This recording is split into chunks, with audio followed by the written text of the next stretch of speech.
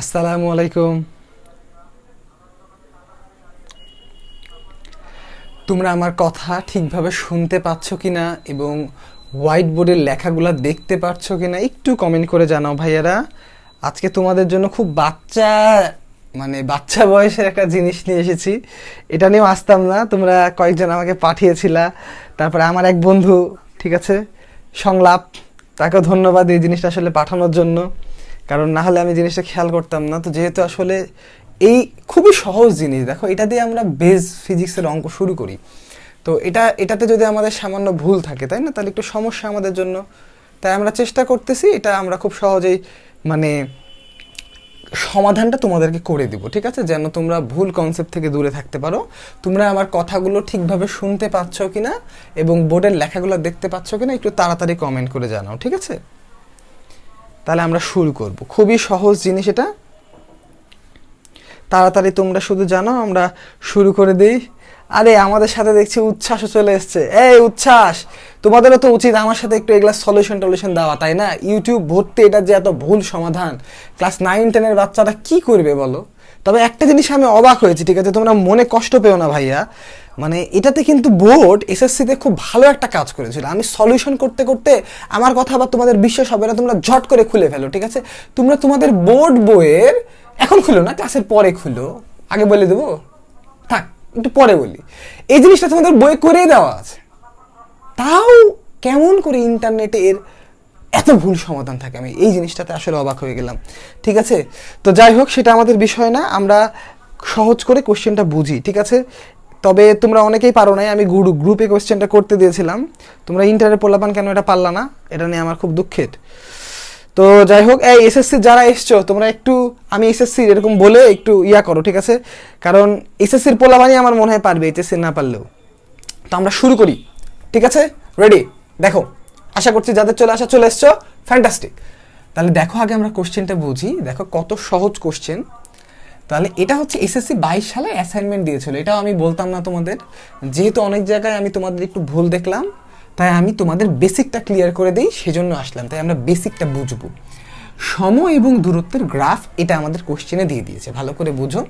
তাহলে এটা আমার সময়ের অক্ষ দিয়ে দিয়েছে, এটা আমার দূরত্বের অক্ষ দিয়ে দিয়েছে। মানে জিনিসটা ঠিক এরকম যে ধরো একটা গাড়ি হোক, একটা যাই হোক, একটা যানবাহন হোক, বা যে কোনো একটা বস্তু 0 সেকেন্ড সময়ে 0 মিটার দূরত্ব অতিক্রম করেছে, 1 মিটার সময়ে 1 সেকেন্ড সময়ে 1 মিটার দূরত্ব অতিক্রম করেছে, 2.5 মিটার 5 সেকেন্ড সময়ে সে 6.25 দূরত্ব অতিক্রম করেছে মিটার, 3-এ 9, 4.5-এ 20.25। মানে যত টাইম বেড়েছে দূরত্বের মানটা ভালো করেই বেড়েছে, দেখো দূরত্বের মানটা বেড়েছে, এই জিনিসটা আমাকে দিয়ে দিয়েছে কোশ্চেন, ভেরি ইজি। এখন ক নাম্বার কোশ্চেন আমাকে কি বলছে দেখো ভাইয়ারা, বলছে এই দূরত্ব সময় গ্রাফটা আঁকো। তাহলে এই একটা মান দিয়ে দিয়েছে, এটা তোমাদের 9-10-এ, এটা ক্লাস 6-7 থেকে তোমরা করে আসো। দেখো যে এই টাইপের অঙ্ক তোমরা করে আসো, তোমাদের একটা ছক থাকে, এরকম একটা ছক থাকে, ছকের মধ্যে কি হয়, এখানে ওয়াই এর মান, এখানে এক্স এর মান থাকে, এখানে ওয়াই এর মান থাকে, এখানে ইচ্ছা মতো তোমরা মান নাও, সেই মানের জন্য ইচ্ছা মতো ওয়াই পাও ফাংশন থেকে, দিয়ে তোমরা গ্রাফ আঁকো। তো এখানে তোমার এটা এক্সও দেওয়া আছে, ওয়াইও দেওয়া আছে, সুতরাং এই গ্রাফ আঁকতে তোমার কোনো সমস্যা নাই, এটা ভেরি ইজি, এটা তোমরা পারছো। দিয়ে বলছে বিভিন্ন সময়ের বেগ বাইর করো, এই জায়গায় খাইছো তোমরা ধরা, ঠিক আছে। এখন আমি একটু তোমাদের কনসেপ্টের জায়গাগুলো বলি। দেখো ভাইয়া, এখানে কোশ্চেনে কিন্তু এইটুকুটাই দিছে, এর বাইরে কিছু দেওয়া নাই, ঠিক আছে। এই ডেটা দেখে কোনো অঙ্ক না করে, এই ডেটা দেখে কোনো হিসাব না করে, ভালো করে বোঝো, কোনো হিসাব না করে তুমি কি দুইটা কথা বলতে পারো, ভালো করে খেয়াল করো, কোনো হিসাব করা যাবে না কিন্তু। তুমি আগে বাইর করবা না এটার সাথে এটা সম্পর্ক কি, এটার সাথে এটা সম্পর্ক কি। যদি একটা নর্মাল তোমাকে আমি এস ভার্সেস টি গ্রাফ দিই, ভালো করে বোঝো, মানে দূরত্ব আর সময়ের যদি তোমাকে একটা আমি গ্রাফ দিই, দূরত্ব ও সময়ের তোমাকে আমি একটা গ্রাফ দিলাম, গ্রাফ দিয়ে তোমাকে আমি বলে দেইনি যে বস্তুটা স্থির অবস্থান থেকে যাত্রা শুরু করেছে কিনা আর সমতরণে আছে কিনা। আমি যদি তোমাকে না বলে দিই, ডেটা তুমি দেখলা না, তুমি যদি ডেটা না দেখো, তুমি কি বলতে পারবা যে বস্তুটা এমনি তুমি বলে দিলে এটা স্থির অবস্থান থেকে যাত্রা শুরু করেছে আর সমতরণে চলছে? এই জিনিসটাকে তুমি অঙ্ক না করে ডাইরেক্ট বলতে পারবা, একটা যে কোনো এরকম গ্রাফ দিলেই বলতে পারবা? জাস্ট তোমাকে আমি বললাম শুধু 0-0, যে দূরত্বের মান 0, সময়ের মান 0, এইটুকুটা ডেটা দিয়ে কি তুমি বলতে পারবা যে বস্তুটা স্থির অবস্থানে চলতে শুরু করেছে এবং সমতরণে চলছে। একটু কমেন্ট করো তো ভাইয়ারা যে এই ছোট্ট ডেটাটা দিয়ে যে দূরত্ব এবং সময় দুটারই ইনিশিয়াল অবস্থায় 0-তে 0, এটা দিয়ে কি বস্তুটা স্থির অবস্থানে আছে, সমতরণও কেটে দিলাম। এই ডেটাটা দিয়ে ভালো করে বলি, শুধু প্রথম লাইনে তাকিয়ে কি তুমি বলতে পারো বস্তুটা স্থির অবস্থান থেকে যাত্রা শুরু করেছে? কোশ্চেনটা বোঝো। এই লাইনটা থেকে বস্তুটি স্থির অবস্থা থেকে যাত্রা শুরু করেছে, এটা কি বলা যাবে? বস্তুটি স্থির অবস্থা থেকে যাত্রা শুরু করেছে, অবস্থা থেকে যাত্রা শুরু করে, যাত্রা শুরু করে, বলা যাবে? বলা যাবে? তাহলে অপশন দেই, ইয়েস, নো। একটু তাড়াতাড়ি কমেন্ট করো তো, আমি একটু এই জায়গাটা বুঝি যে তোমরা এই বস্তুটা স্থির অবস্থা থেকে যাত্রা শুরু করে কিনা। এটা কি শুধু এস এর প্রথম ডেটাটা দেখে কোনোভাবে বলা যাবে? এটা হচ্ছে এসএসসির অ্যাসাইনমেন্টের ক্লাস, ফিজিক্সের বাচ্চা কালের ক্লাস, ঠিক আছে? এই তাড়াতাড়ি আমাকে বলো যে জাস্ট স্মরণ এবং সময়ের এই যে মান, দূরত্ব এবং সময়ের 0-0, এটা দেখে কি বলা যাবে যে বস্তুটা স্থির অবস্থা থেকে যাত্রা শুরু করেছে কিনা? হ্যাঁ, এখানে উত্তর দিয়েছো ডিএন শুভ না, সাদমান মাহির না। তার মানে শুধু কখনোই তুমি বস্তুটা শূন্যতম সময়ে শূন্য দূরত্ব অতিক্রম করেছে এটা দেখে কখনোই তুমি বলতে পারবা না যে বস্তুটা স্থির অবস্থা থেকে যাত্রা শুরু করেছে। সেই স্থির অবস্থা থেকে যাত্রা শুরু করতেও পারে, সে নাও করতে পারে, তবে বাকিগুলো ডেটা দেখে তুমি বলতে পারতে পারো। তাহলে এটা মাথায় রেখো। আমি অনেককে দেখছি তোমরা এই 0 এবং 0 থেকে লিখে দিয়েছো বস্তুটা স্থির অবস্থা থেকে যাত্রা শুরু করেছে, এটা লেখা যাবে না। আচ্ছা, এবার আমরা একবারে বেসিক লেভেলে আসি। এই অঙ্কটা দুইটা স্টাইলে করা যায়, তাহলে আমরা প্রথমে সহজ একবারে বেসিক স্টাইলে আসি। তাহলে স্টাইল নাম্বার 1, ঠিক আছে, STYL, স্টাইল 1। তাহলে 1 নাম্বার স্টাইল আমরা কিছুই জানি না, আমরা কোনো মানের দিকে তাকাবো না, আমরা নর্মালি আগে গ্রাফটা ড্র করব, ঠিক আছে? তাহলে আমরা নর্মালি গ্রাফটা ড্র করব। তাহলে আমরা এই সুন্দর করে এখানে গ্রাফের এখানে S বসাই দিলাম, এখানে T বসাই দিলাম, ঠিক আছে? আমরা অ্যাক্সিস দিয়ে দিলাম। এবার দেখো এখানে মানটা ভালো করে খেয়াল করো, এখানে 0 থেকে 7.5 পর্যন্ত আছে, তাই না? তার মানে আমরা সুন্দর করে 8টা ঘর এখানে টেনে নিই, 1 2 3 4 5 6 7 8, এবং প্রত্যেকটার মধ্যবিন্দুও টানি, এটারও দরকার আছে। তাহলে আমাদের গ্রাফটা না আমাদের সুন্দর হবে, ঠিক আছে? দেখো তাহলে আমি তোমাদের কি করলাম, প্রত্যেকটা বিন্দু দিয়ে দিলাম। তাহলে এখানে দেখো 1 2 3 4 5 6 7 8, এটা তোমাদের গ্রাফ কাগজে আঁকতে হবে। এখন দেখো এখানে মান আছে 0 থেকে অ্যারাউন্ড 56। তাহলে তুমি 0 থেকে 56, এই মানটা আঁকা একটু কঠিন, তাই না? তাহলে আমরা একটা ঘরকে একটা কাজ করতে পারি, আমরা 5 5 5 5 করে মান নিলে মোটামুটি ওর কাছাকাছি যাবে। তাহলে আমরা একটা কাজ করি, 5 10 15 20 25 30 35 40 45, গেল না তো? তাহলে কি করা যায়, আমরা একটা কাজ করি, মানটা আরও চেঞ্জ করে দিই, ঠিক আছে? আমরা এটাকে 10 বানাই দিই, 10 20 30, এই অক্ষরটাকে একটু সুন্দর করে আঁকি, তাহলে মানটা আমার চলে যাবে। এই আমরা 6টা ভাগ নিব, তাহলে 1 1 2 3 4 5 6, তাহলে এটা 10, এটা 20, এটা 30, এটা 40, এটা 50, এটা 60, ঠিক আছে? এইভাবে করে তো আমাদের গ্রাফটাকে প্রথমে আঁকতে হয়, তাই না? এখন আমরা জাস্ট এই মানগুলোকে বসাই দিই। তোমাদের তো গ্রাফ আঁকতে হবে, তাই না? আমি গ্রাফ আঁকাটা দেখাইতেছি, কারণ এটা না হলে তুমি ওই অঙ্কগুলো করতে পারবে না। এখন দেখো কি বলছে, 0-তে 0, তাহলে এই যে এই পয়েন্টটা তুমি এই যে 0 0 এইভাবে করে দাগায় দাও। তারপরে 1-এ 1, তার মানে এই 1-এ এটা 1 মানে একটু এখানেই থাকবে, ঠিক আছে? যেহেতু 10 এটা, তাহলে 1 এখানে থাকবে। আড়াই 6.25, তাহলে এই হলো দেখো আড়াই 6.25 মোটামুটি এই জায়গায়, ঠিক আছে? তাহলে মোটামুটি এই জায়গায় 6.25, ঠিক আছে? তো এটাকে একটু বড় করে দেবো, এটাকে একটু বড় করে দেবো, নাহলে দেখতে ভালো লাগবে না জিনিসটা। এবার তারপরে আমরা চলে যাই 3, দেখো 3-এ সেটা 9 চলে গেছে, 9 মানে আনুমানিক 10-এর কাছাকাছি, ঠিক আছে? আনুমানিক 10-এর কাছাকাছি। 3-এর পর আমরা চলে যাব 4.5-এ, লাফ মেরে সেটা 20.25 চলে গেছে। তাহলে 4.5-এ দেখো এই 4.5-এ সেই ভ্যালুটা প্রায় 20-এর কাছাকাছি চলে গেছে, ঠিক আছে? 4.5-এর পর 5-এ সেটা 25-এ চলে গেছে, তাহলে 5-এ সেটা অ্যারাউন্ড 25-এ চলে গেছে। তারপরে 6-এ সেটা 36-এ চলে গেছে, বোঝো? এই 6-এ সেটা 36, মানে মোটামুটি এই জায়গাতে চলে গেছে। তারপরে আছে 7.5 56, দেখো সেই আকাশ চূড়ায় এইখানে চলে গেছে। এইভাবে করে আমাদের গ্রাফটা আঁকতে হয়। তারপরে কি করব, এই পয়েন্টগুলো এরকম মুক্ত হস্তে যোগ করে দিব। এটা হচ্ছে আমার গ্রাফ। তাহলে এই গ্রাফটা আমাদেরকে আঁকতে বলছে, ঠিক আছে? এই সিম্পল গ্রাফ আঁকতে হয় এইভাবে, এটা নিয়ে কোনো সমস্যা নাই। এখন তোমাদের ঘটনা দুর্ঘটনার কথা বলি। এটা হচ্ছে দূরত্ব বনাম সময় গ্রাফ, ঠিক আছে? প্রথম ভুল ধরবো তোমাদের, দূরত্ব বনাম সময় গ্রাফ, ঠিক আছে? মজার কথা দেখো, দূরত্ব বনাম সময় গ্রাফ থেকে আমাকে বাইর করতে বলছে বেগ। ভালো করে খেয়াল করুন, দূরত্ব বনাম সময় গ্রাফ থেকে আমাকে বেগ বের করতে দিয়েছে। প্রশ্নে কিন্তু এখানে কোথাও বলা নাই যে এই বস্তুটা কি সরল রেখা বরাবর যাচ্ছে, বাঁকা পথ বরাবর যাচ্ছে, কেমন করে যাচ্ছে, কিছু কিন্তু বলা নাই। মজার ঘটনা হচ্ছে আমরা কিন্তু দূরত্ব বনাম সময়, দেখো দূরত্ব সনাম সময় গ্রাফ থেকে বেগ পাই না, আমরা দ্রুতি পাই। ভালো করে খেয়াল করো, আমরা দূরত্ব সময় লেখচিত্র থেকে আমরা দ্রুতি পাই, আমরা কিন্তু বেগ পাই না। ভালো করে খেয়াল করো, এটা তোমাদের কোশ্চেন দিলে আরো ভালো হতো, তো আমি কোশ্চেন ছাড়াই বলে দিলাম যে দূরত্ব এবং সময় লেখচিত্র থেকে আমরা দ্রুতি বের করতে পারি, বেগ বের করতে পারি না। এখন কোশ্চেনে যেহেতু দিয়েছে, তোমাদের বইয়ে 9-10 বই অনুযায়ী এখানে একটা অ্যাজাম্পশন আছে, তো কোশ্চেন আসলে ওই অ্যাজাম্পশনটাই চেয়েছে, ঠিক আছে? এটা তোমাদের উল্লেখ করতে হবে, যেহেতু পরীক্ষার কোশ্চেন এটা বলা নাই, তোমাদের অ্যাসাইনমেন্টে বলা নাই, বিষয়টা বোঝো। তাহলে কি করতে হবে দেখো, আমরা তখনই এখানে বেগ বের করতে পারবো যদি কোনোভাবে এই দুইটা সমান হয়, মানে এই দুইটার মান যদি সমান হয় তাহলে আমরা বেগ বের করতে পারবো। এখানে অ্যাজাম্পশনটা কি, এই গ্রাফটা থেকে তখনই তুমি বেগের মান বের করতে পারবা, বেগ বের করতে পারবা যদি এই গ্রাফটা, মানে এই গাড়িটা একটা সরল রেখা বরাবর একই দিকে চলে। ভালো করে বোঝো, যদি জিনিসটা একটা সরল রেখা বরাবর চলে, মানে ধরো এই গাড়িটা যদি এরকম করে অ্যাকচুয়ালি মুভ করতেছে, ধরো এই রেখা বরাবরই সে মুভ করতেছে, এক টাইমে এখানে যাচ্ছে, তারপরে এখানে যাচ্ছে, তারপর ধরো এখানে যাচ্ছে, মানে এই তার গতিপথটা একটা স্ট্রেট লাইন, যদি এরকম কেস হয়ে থাকে তাহলে কিন্তু আমাদের দ্রুতি এবং বেগ এই দুইটার মান একই আসবে, ঠিক আছে? এই দুইটার মান একই আসবে কখন, যদি এটা একটা সরল রেখা বরাবর চলে।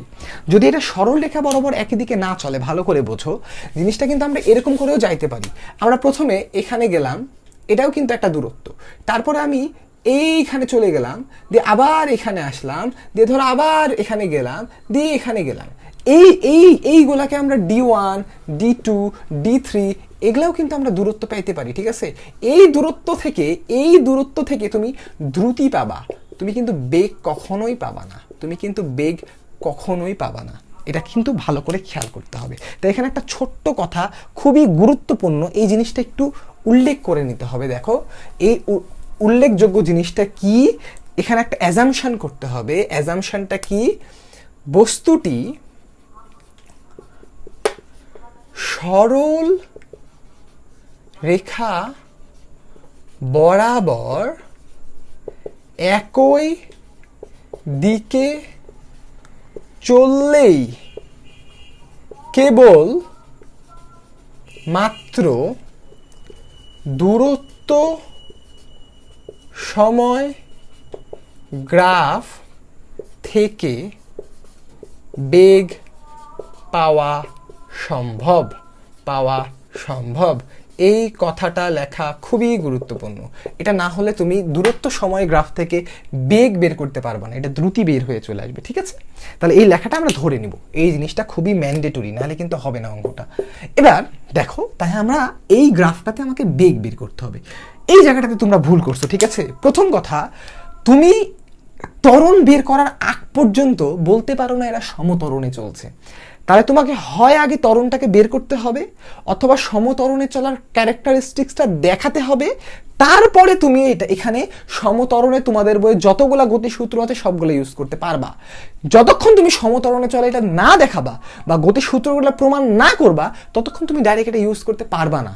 বা আমি যদি এখানে চুপ করে, ভালো করে খেয়াল করো, আমি যদি চুপ করে এই 36কে চুপ করে ধরো 35 বানাই দিলাম, তাহলে তুমি কেমন করে ত্বরণের সূত্রগুলো খাটাবা? তুমি তো সূত্রগুলো খাটাতেই পারবা না।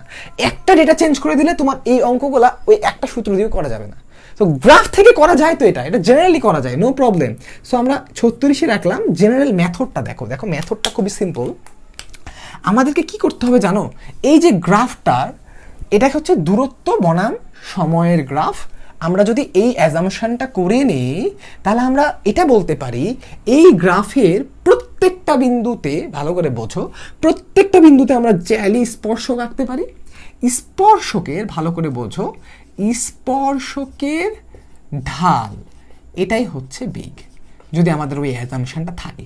তো এই জিনিসটা তো বাইর করা তোমাদের 9-10 এর জন্য কঠিন, তাই না? তো অত কঠিন জিনিস আমাদের যাওয়া লাগবে না। দেখো ভালো করে একটা জিনিস খেয়াল করো, বেগ মানে কি?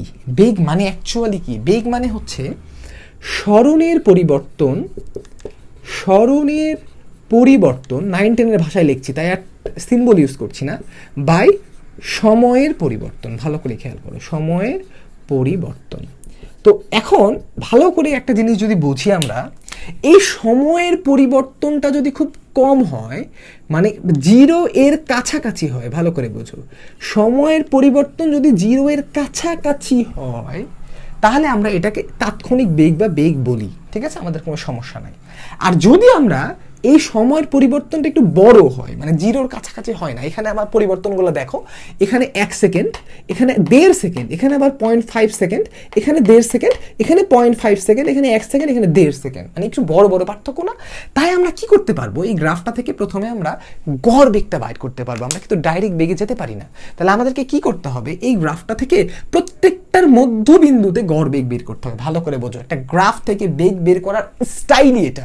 একটা গ্রাফ যখন তোমাকে দিয়ে দিবে, তোমাকে কি করতে হবে, এই শূন্যের ব্যবধানটা ভুলে যাইতে হবে, তোমাকে মনে করতে হবে দেখো গড় বেগের ডেফিনিশন হচ্ছে এটা। এটা কিন্তু সবসময় সত্য, সেটা সমদ্রুতিতে সমতরণে চললেও সত্য, সমতরণে না চললেও সত্য, কোনো সমস্যা নাই। তাহলে বিষয়টা কি দেখো, তুমি গড় বেগ হচ্ছে স্মরণের পরিবর্তন বাই সময়ের পরিবর্তন, এইটা হচ্ছে মেন জিনিস।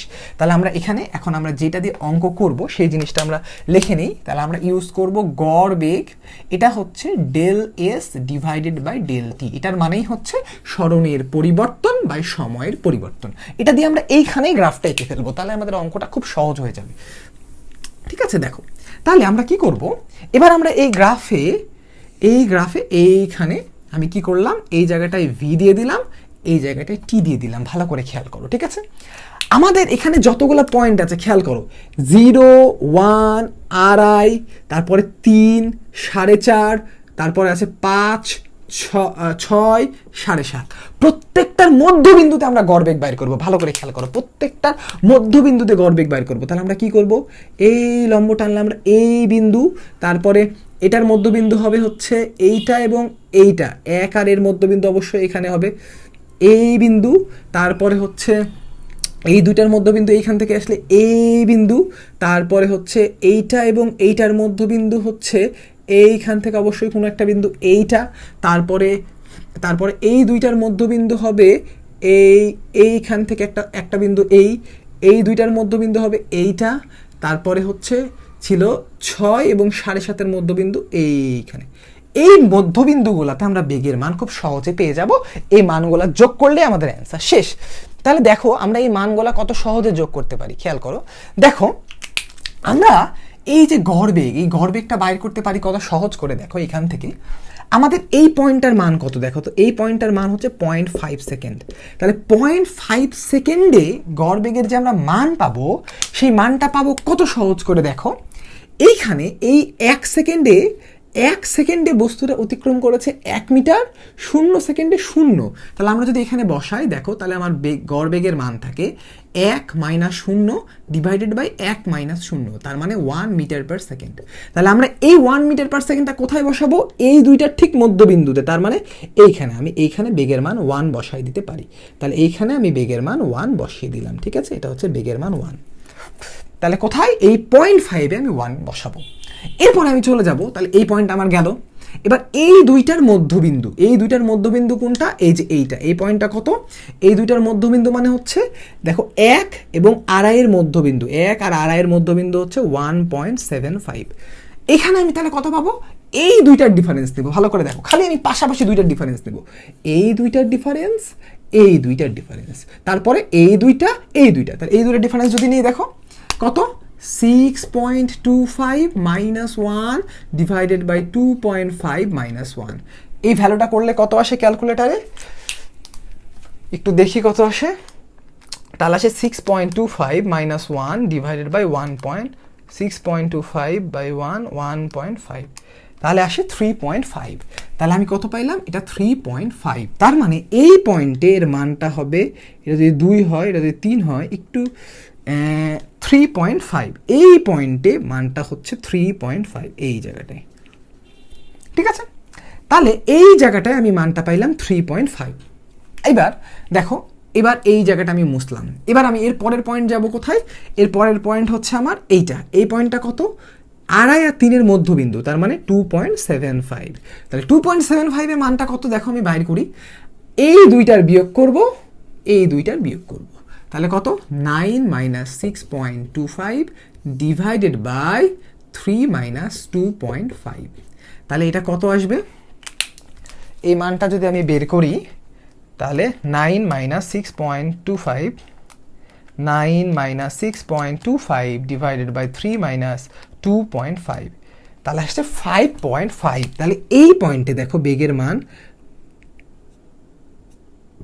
তাহলে এই পয়েন্টে বেগের মান আসছে আমার এইখানে অ্যারাউন্ড 5.5, ঠিক আছে? তো এরকম করে যদি আমি প্রত্যেকটা পয়েন্টের বেগের মান বাইর করি, দেখো আমি এর পরের পয়েন্টটা তাহলে কোনটা হবে? এইটা। এই পয়েন্টটা হচ্ছে এই কত কত, এই পরের পয়েন্টটা হচ্ছে 4.5 আর 3, মানে 3.75। ভালো করে খেয়াল করো, 3.75। তাহলে আমি যদি 3.75 বের করি, এই দুইটার বিয়োগ করব, এই দুইটার বিয়োগ করব, তাহলে কত?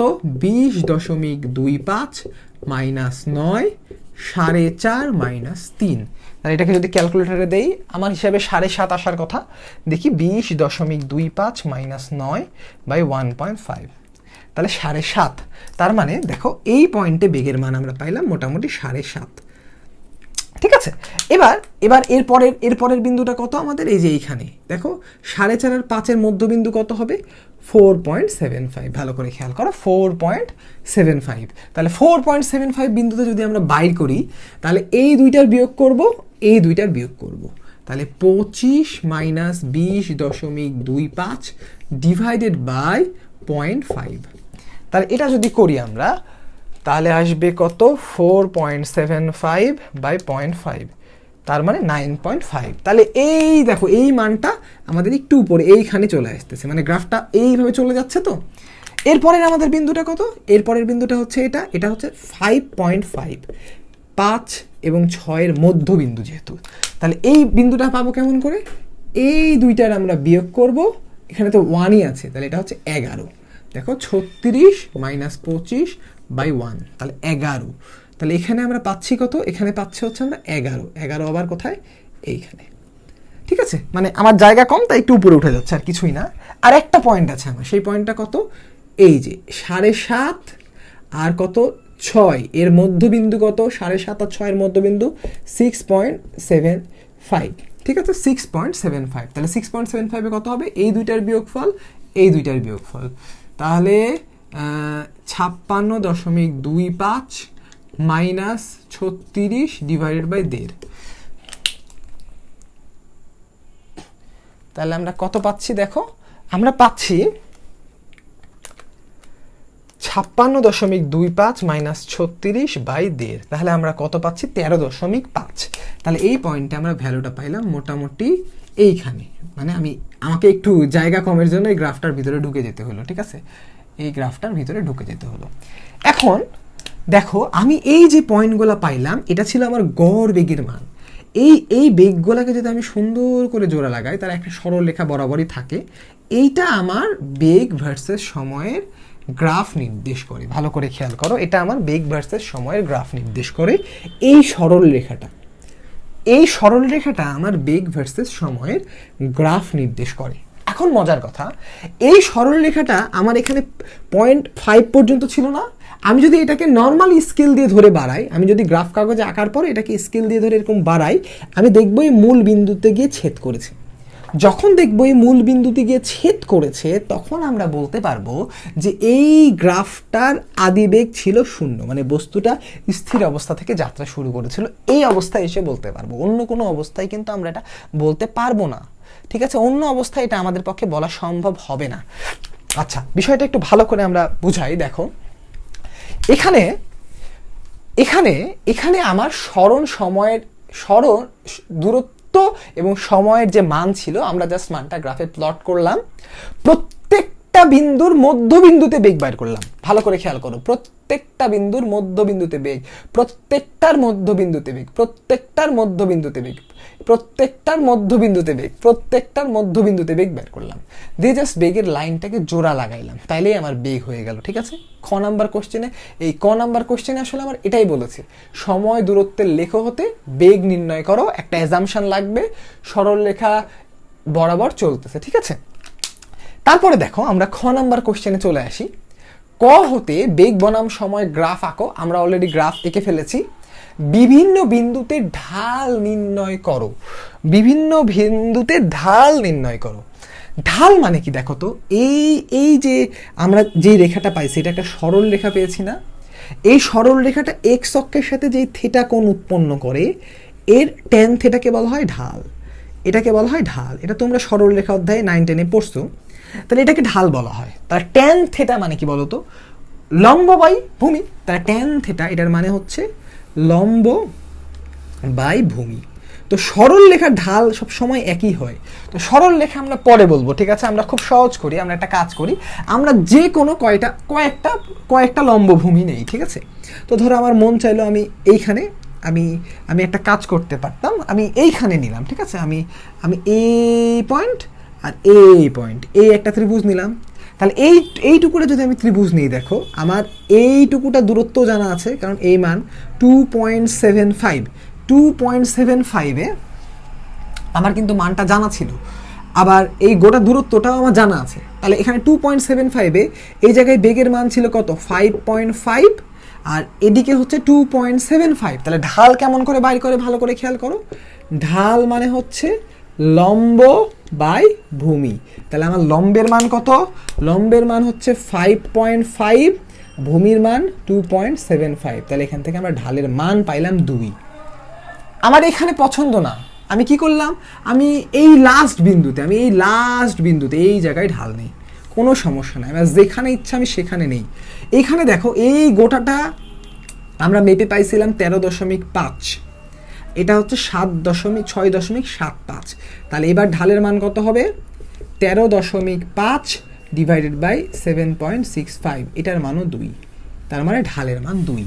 ঠিক আছে, আমি এখান থেকে খুব সহজেই ঢালের মান 2 বলে দিতে পারি। তাহলে আমরা কি করব, দেখো ঢালের মান যখন আমি 2 পেয়ে গেলাম, আমি এইখানে আরেকটা গ্রাফ এঁকে ফেলতে পারি। এই গ্রাফটা হচ্ছে, এখানে টাইম থাকবে, এখানে ত্বরণ থাকবে, যে কোনো পয়েন্টে দেখো আমি এই পয়েন্টে নিলেও যা আসবে, এই পয়েন্টে নিলেও ঢালের মান তাই আসবে, এই পয়েন্টে নিলেও ঢালের মান তাই আসবে, এই পয়েন্টে নিলেও ঢালের মান তাই আসবে, কারণ এটা একটা সরল রেখা। তাহলে আমি প্রত্যেকটা পয়েন্টে ঢালের মান পাচ্ছি 2। তার মানে এই যে এইটা আমার ত্বরণ ভার্সেস সময়ের গ্রাফ। ঠিক আছে, এখানে থাকবে 2 মিটার পার সেকেন্ড স্কোয়ার, এখানে থাকবে টাইম। ঠিক আছে, আমি প্রত্যেকটা মান হিসাবে দিতে পারি, প্রত্যেকটা মান এখানে দিয়ে দিতে পারি, এটা কোনো সমস্যা না। তাহলে এই হচ্ছে 3টা গ্রাফ, এবং আমরা দেখতেই পাচ্ছি, দেখো এই গ্রাফ, এই গ্রাফ, এই গ্রাফ, 3টা গ্রাফই আলাদা। ঠিক আছে, এই গ্রাফের ঢাল হচ্ছে এইটা, এই গ্রাফের ঢাল হচ্ছে এইটা। এটা হচ্ছে গ্রাফ মেথড, এটা দিয়ে জেনারেলাইজ প্রত্যেকটা অঙ্কই মিলবে। ঠিক আছে, এটা দিয়ে প্রত্যেকটা অঙ্কই মিলবে জেনারেলাইজড।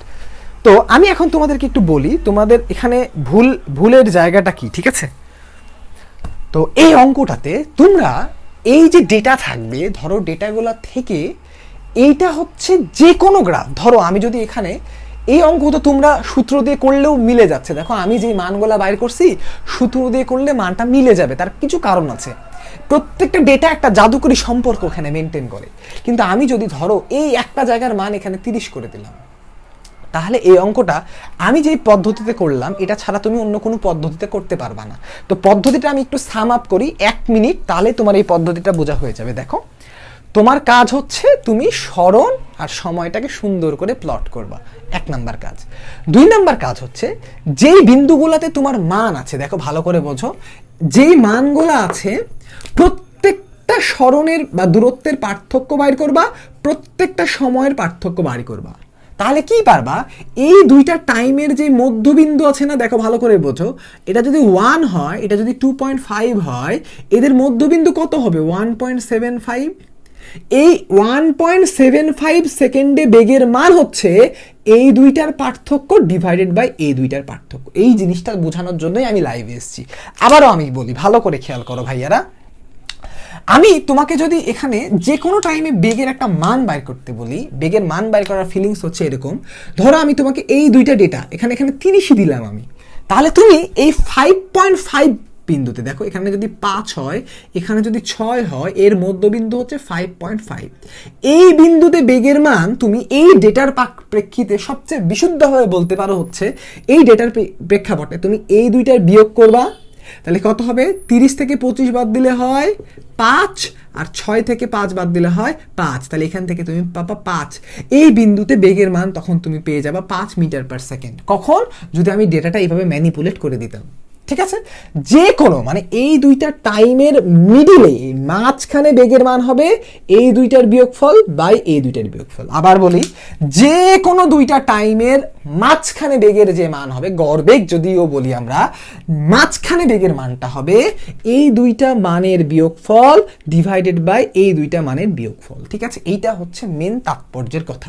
এবার আসি এই অঙ্কটা, তাহলে আরেকবার একটু আমরা রিভিশন করে দিই। দেখো, তাহলে আমরা সময় এবং দূরত্ব গ্রাফ আঁকলাম। গ্রাফ থেকে বেগ বের করতে গেলে আমাদেরকে এই অ্যাজাম্পশনটা করা লাগবে যে এই বস্তুটা অবশ্যই একটা সরল রেখা বরাবর চলছে। যদি বস্তুটা সরল রেখা বরাবর একই দিকে না চলে, তখন বেগ এবং দ্রুতি কখনো একই হবে না, এবং এই দূরত্ব সময় গ্রাফ থেকে আমি বেগের মান বের করতে পারবো না। এটাই উত্তর। তাহলে আমাদেরকে এই অ্যাজাম্পশনটা করে নিতে হবে। করার পরে প্রত্যেকটার মধ্যবিন্দুতে বেগের মান, প্রত্যেকটার মধ্যবিন্দুতে বেগের মান বের করতে হবে, দিয়ে বের করে গ্রাফ এঁকে দিতে হবে। তাহলে প্রত্যেকটা বিন্দুতে আমি বেগের মান সুন্দর করে দেখিয়ে দিলাম, ঠিক আছে? বেগের মানগুলা এই এখানে পাইছিলাম 1, তারপরে পাইছিলাম হচ্ছে 3.5, একের পর পাইছিলাম কত 3.5, তারপরে পাইছিলাম 5.5, তারপরে পাইছিলাম 7.5। তোমরা দেখছো, ঠিক আছে? ওই প্রত্যেকটা মান অনুযায়ী আমরা বেগের গ্রাফ পেয়ে গেলাম। এবার তাহলে আমরা গ্রাফ আঁকলাম, ঢাল আমরা খুব সহজেই নির্ণয় করলাম। কেমন করে? যে কোনো একটা ত্রিভুজ নিলাম, যে কোনো একটা ত্রিভুজ নিলাম, কোণ বাইর করলাম, যে কোনো একটা ত্রিভুজ নিলাম, কোণ বাইর করলাম। একবারে 9 10-এ আমাদের এগুলা জিনিস অবশ্যই আছে, এগুলোতে আমাদের কোনো সমস্যাই নাই। আচ্ছা, এখন দেখো এই অঙ্কটা খুব সহজে একটা ভাবে করা যায়, ঠিক আছে? এই অঙ্কটা আরেকটা ওয়েতে করা যায়। এই ওয়েটা আমি এবার তোমাদেরকে দেখাই দিই। দেখো, আরেকটা ওয়ে আছে। এই অঙ্কটা এই স্টাইলে করলেও তোমরা করতে পারবা। তোমরা এই অঙ্কটাতে ভালো করে এই ডেটাগুলোর দিকে খেয়াল করবা। তাহলে স্টাইল 2 ভালো করে যদি তুমি এই ডেটাগুলোর দিকে দেখো, তুমি একটা জিনিস দেখতে পারবা যে এই ডেটাগুলোর মধ্যে একটা সম্পর্ক আছে। সম্পর্কটা কি? তোমরা জানো যে একটা বস্তু সমতরণে চললে, ভালো করে বোঝো, এস সমান ইউটি প্লাস হাফ এটি স্কোয়ার, যদি ইউ সমান 0 হয়, এ যদি সমতরণ হয়, তাহলে আমরা S is proportional to T square বলতে পারি। এটা কিন্তু তোমরা জানো, ভালো করে বোঝো। তাহলে যদি এটা হচ্ছে সরণের ইকুয়েশন, যদি এটা 0 হয় এবং এ সমতরণ হয়, তখন S is proportional to T square হয়। এটা হচ্ছে ধর্ম। তো তুমি এখানে কি করতে পারো ভাইয়ারা জানো? এই প্রত্যেকটা মানের জন্য তুমি এই সম্পর্কটা যাচাই করতে পারো, মানে উল্টা। তুমি দেখবা যে এই সম্পর্কটা কি সত্য, এটা কি ট্রু। যদি এই সম্পর্কটা প্রত্যেকটা মানের জন্য সত্য হয়, আবারও বলতেছি, প্রত্যেকটা মানের জন্য যদি সম্পর্কটা সত্য হয়, তাহলে আমরা বলতে পারবো যে এই সম্পর্কটা স্ট্যান্ড করছে। এই সম্পর্কটা স্ট্যান্ড করছে, এটার মানেই হচ্ছে এই বস্তুটা সমতরণে যাবে এবং এর স্থির বেগ 0, আদি বেগ 0। তাহলে আমাকে অঙ্কটা করার আগে এই গ্রাফটা এঁকে আগে তাহলে এই সম্পর্কটা দেখাতে হবে, তা না হলে আমার অঙ্কটা পুরাপুরি ভুল হয়ে যাবে। তাহলে দেখো, আমরা স্টাইল 2-তে ছিলাম। তাহলে স্টাইল 2-তে আমাদের আরেকটা অ্যাপ্রোচ কি হতে পারে? আমরা দেখাবো প্রত্যেকটা বিন্দুতে, ঠিক আছে, প্রত্যেকটা বিন্দুতে S is proportional to T square হয় কিনা, ঠিক আছে? তাহলে দেখো আমরা কি করে দেখাইতে পারি। দেখো, S is proportional to T square, এটার মানে হচ্ছে এস সমান কে টি স্কোয়ার, সমানুপাতিক সম্পর্ক, তাই না? তাহলে দেখো, আমরা প্রথম বিন্দুটার জন্য কিন্তু দেখতেই পাচ্ছি যে এখানে যদি আমি টি এর মান 0 বসাই, এস এর মান 0, আমাকে এটা মেনে নেয়, কোনো সমস্যা নাই। তাহলে আমি কি করলাম, টি এর মান যদি আমি 0 বসাই, আমার এস এর মান 0, তাহলে প্রথমটা সিদ্ধ করে। পরেরটাতে আসি, আমি এস এর মান 1 বসালাম, এখানে কে রাখলাম, তাহলে টি এর মান কত পাইলাম, টি এর মান 1 স্কোয়ার বসাইলাম, আমি কে এর মান কত পাইলাম, 1 পাইলাম। ফ্যান্টাস্টিক। এবার আমি কি করব দেখো, এস সমান কে এর মান 1 বসাইলে টি স্কোয়ার আসে, খেয়াল করো, কে এর মান যদি 1 বসায় টি স্কোয়ার আসে। এই সম্পর্কটা বাকি প্রত্যেকটা বিন্দুর জন্য সত্য কিনা খেয়াল করব, প্রত্যেকটা বিন্দুর জন্য সত্য কিনা, ঠিক আছে? তাহলে আমরা কি করব, আমরা প্রথমে এখানে ঘাট করে মান বসাবো। টি এর মান যদি 2.5 হয়, তাহলে 2.5 স্কোয়ারে এস এর মান হয় 6.25, মিলতেছে। টি এর মান যদি 3 হয়, 3 স্কোয়ারে এস এর মান হয় 9, মিলতেছে। টি এর মান যদি 4.5 হয়, তাহলে এস এর মান হবে 20.25, এটাও মিলতেছে। টি এর মান যদি 5 হয়, এস এর মান হবে 25, এটাও মিলছে। টি এর মান যদি 6 হয়, এস এর মান হবে 36, এটাও মিলছে। টি এর মান যদি 7.5 হয়, এস এর মান হবে এটার স্কোয়ার মানে 56.25, এটাও মিলছে। তার মানে আমি বলে দিতে পারলাম যে কে এর মান 1, যেটা আমি এই ইকুয়েশন থেকে পেয়েছিলাম, এটা প্রত্যেকটা বিন্দুর জন্য ভ্যালিড, প্রত্যেকটা বিন্দুর জন্য ভ্যালিড। সুতরাং আমি বলতেই পারি যে এস সমান টি স্কোয়ার, এই সম্পর্কটাকে সে মেনে চলছে। ভালো করে বুঝো, এই সম্পর্কটাকে মেনে চলছে। তাহলে এই সম্পর্কটাকে যদি আমরা এস সমান হাফ এ টি স্কোয়ারের সাথে তুলনা করি, তাহলে আমরা কি পাবো, এই যে হাফ এ, এটার মান কত পাবো আমরা, এটার মান পাবো 1। এখান থেকে কিন্তু এর মান আমরা ডাইরেক্ট 2 বের করে নিয়ে চলে আসতে পারি। এটা একটা অ্যাপ্রোচ। আবার আমরা কি বলতে পারি, ভালো করে দেখো, আমরা এই এই এই জিনিসটা বলার মানে হচ্ছে আমরা এখান থেকে বলতে পারি S is proportional to T square. তাহলে আমরা কি বলতে পারি যে এই জিনিসটা সমত্বরণে চলছে। বোঝো, এই জিনিসটা সমত্বরণে চলছে এবং ইউ এর মান 0, আমরা এই জিনিসটা বলতে পারি। তাহলে আমি যদি ত্বরণ পেয়ে যাই, ইউ এর মান 0 পেয়ে যাই, তাহলে কিন্তু আর আমার অঙ্ক করতে কোনো সমস্যাই নাই। কেন জানো? কারণ আমি যদি ইউ পেয়ে গেলাম, সমত্বরণে চলছে পেয়ে গেলাম, ত্বরণের মানও পেয়ে গেলাম, তাহলে আমার অঙ্ক আর কি থাকলো? দেখো, আমাকে কি বাইর করতে বলছে, বেগ বাইর করতে বলছে। অ্যাজাম্পশনটা অবশ্যই আমাকে করে নিতে হবে। প্রত্যেকটা পয়েন্টে আমি এখন বেগ বাইর করব। কেমন করে বেগ বাইর করব ভাইয়ারা? দেখো, আমি কি করব, বেগের ইকুয়েশনটা লিখে ফেলবো যে ভি সমান U plus A T, U এর মান এখানে 0, তাহলে ভি সমান এ টি, এর মান কত 2, তাহলে 2t, তাহলে ভি এর মান 2t। এবার এখানে টাইমের মান ইচ্ছা মতো এই প্রত্যেকটা ভ্যালু ইনপুট দিব, আমার বেগের মান বাড়াই যাবে। তাহলে আমি বেগের মান কি করব, বেগের মান প্রথমে 0, এখানে লিখবো টাইমের মান 0, বেগের মান কত 2, যখন টাইমের মান 1, তারপরে কত হবে, আড়াই হলে 5, টি এর মান আড়াই, এরকম করে আমি প্রত্যেকটা বিন্দুতে বেগের মান বের করে ফেলতে পারবো। ভেরি সিম্পল, জাস্ট 2t করলে আমি প্রত্যেকটা বিন্দুতে বেগের মান পেয়ে যাব। কিন্তু তার আগে কি করতে হলো, আমাকে এই সম্পর্কটা সিদ্ধ করে আমাকে আগে দেখাতে হলো এই এ কি এবং এটা হচ্ছে 0 আর এটা হচ্ছে 2, এই জিনিসটা আগে আমাকে দেখাতে হলো। ঠিক আছে?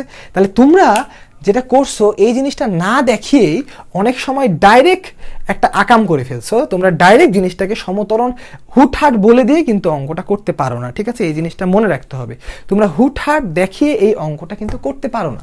তাহলে আমি একটু ভালো করে সারমর্ম বলি। দেখো, তোমাকে যখন সরণ এবং সময়ের গ্রাফ দিবে, তোমাকে যখন সরণ এবং সময়ের গ্রাফ দিয়ে দিবে বা দূরত্ব এবং সময়ের গ্রাফ দিয়ে দিবে তোমাকে, তুমি এই গ্রাফটাকে সুন্দর করে প্লট করবা। ঠিক আছে? প্লট করবা কেন জানো? এই পরের যে মেথডটা দিলাম, আমি যদি একটা দূরত্বের মান স্টাইল 2, এই 2 নাম্বার অ্যাপ্রোচে আমার একটা বাধা আছে। আমি যদি একটা দূরত্বের মান চেঞ্জ করে দিই, দেখো, একটা দূরত্বের মান যদি আমি সামান্য পরিমাণ পরিবর্তন করে দিই, তাহলে কি হবে জানো? সামান্যতম পরিবর্তনের জন্য তুমি আর এই জিনিসটা খাটাইতে পারবা না, এটা হবে না। যদি এখানে সামান্য চেঞ্জ করি, কি করব, সামান্য যদি চেঞ্জ করি, তাহলে সামান্য চেঞ্জ করলে 2 নাম্বার রুলটা পুরোপুরি বাদ হয়ে যাবে। আর 1 নাম্বার যে আমি স্টাইলটা করলাম সেটা জেনারেলটা আমি আরেকবার সাম আপ করে দিই। দেখো, 1 নাম্বারটা তোমরা একটু মনে রেখো, এটা কিন্তু বুয়েটেও চলে আসতে পারে, তেমন কঠিন কোনো জিনিস না, মানে এইচএসসিদের জন্য সেজন্য ইম্পর্টেন্ট। ঠিক আছে? একবারে বেসিক কোয়েশ্চেন। তোমরা এবার আমি বলি, তোমরা যদি রেসনিক হেলিডের বইগুলো দেখবা আছেই, তো আমি সবচেয়ে মজার কথা বলি, তোমাদের বোর্ড বইয়ের পেজ নাম্বার 51 খুলবা। এসএসসির বোর্ড বই, এইচএসসির না কিন্তু, এসএসসির বোর্ড বই পেজ নাম্বার 51, এইখানে 1 নাম্বার স্টাইলে কি সুন্দর করে এই ম্যাথটা করে দেওয়া আছে, জাস্ট দেখবা, ঠিক আছে? স্টাইল 1 তোমাদের বইয়ে করে দেওয়া আছে, ঠিক আছে, এই ম্যাথটা। সুতরাং কোশ্চেনটা তোমাদের বইয়ের বাইরে না, তোমাদের বইয়ে, এবং এটাই অ্যাপ্রোচ, একটা গ্রাফ থেকে আমরা কিভাবে বেগ এবং সময়ের মানটা বের করি, এটাই তার ওয়ে, ঠিক আছে?